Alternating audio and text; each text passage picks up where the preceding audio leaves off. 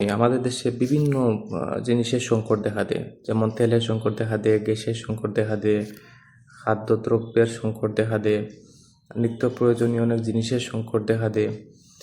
এছাড়াও কাঁচামালের সংকট দেখা দেয়, মূল্যের বৃদ্ধি ঘটে।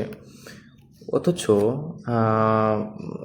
অপরদিকে দেখা যায় যে চারদিকে অনেক সভাপতি, সহসভাপতি, সাংগঠনিক নেতৃবৃন্দ, রাজনৈতিক নেতৃবৃন্দ, বিভিন্ন সংগঠন, বিভিন্ন বুদ্ধিজীবী, সমালোচকবৃন্দ, এদের বৃদ্ধি ডে বাই ডে বৃদ্ধি পাচ্ছে।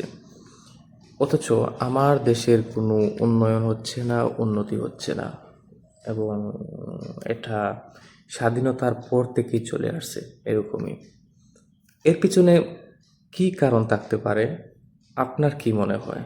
আজকে কোনো রকম অপশন দেব না, সরাসরি আপনার মনের ভাব প্রকাশ করুন কমেন্ট বক্সে। ধন্যবাদ।